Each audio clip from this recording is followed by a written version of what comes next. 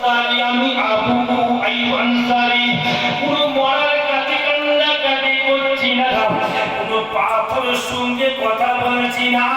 আমি আবু আইয়ুব আনসারী, আমি আমার জিন্দা নবীর সাথে কথা বলছি। অনেক ছেলেরা মন তরুণীরা আল্লাহ নবীর সাহাবারা কি নবী জিন্দা, তুমি আমি কত বড় আলেম নবীকে কেমন করে মরা বলতে পারি? ও যুবকেরা সহিহ মুসলিম শরীফটা খুলে পড়তে থাকো। ও যুবকেরা সহিহ মুসলিম শরীফের ভেতরে পরিষ্কার লেখা আছে, কিতাবটার নাম হলো সহিহ মুসলিম। কিতাবটার ভেতরে পরিষ্কার লেখা আছে মারাতু আলা মুসা ইনদাল কাতিম রাহমান।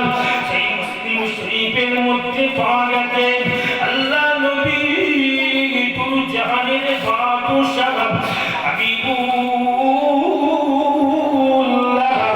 সাল্লাল্লাহু আলাইহি ওয়াসাল্লাম সাহাবাদের পরিষ্কার মুখে বলেছিল, আয় আমার সাহাবীগণেরা, আমি রাসূলুল্লাহ সাল্লাল্লাহু আলাইহি ওয়াসাল্লাম যখন আল্লাহ নবী মুসার কবরের নিকটে গেলাম, আমি নবী মুসার কবরের নিকটে যাবার সাথে সাথে আমি নবী নিজে চোখে দেখতে পেলাম আল্লাহ পাকের নবী মুসা আলাইহিস সালাম তিনি কবরের উপর দাঁড়িয়ে দাঁড়িয়ে আল্লাহ পাকের নামাজ আদায় করছে।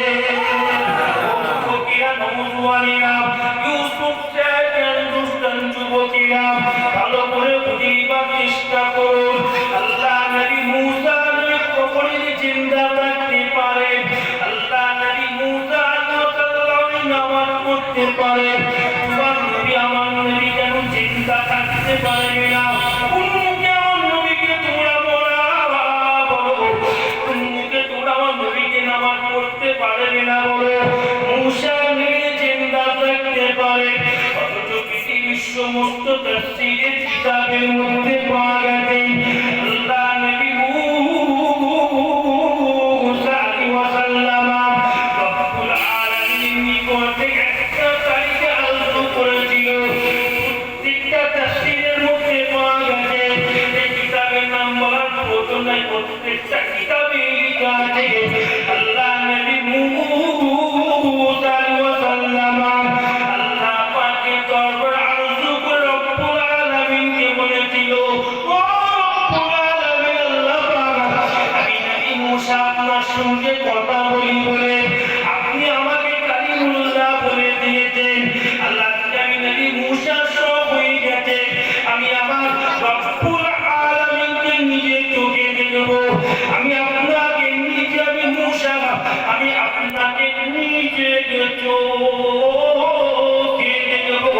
আল্লাহ বললেন তারানি মুসা অসম্ভব, আপনি আমাকে দেখতে পাবেন না। মুসা অসম্ভব, অসম্ভব, আপনি আমাকে দেখতে পাবেন না।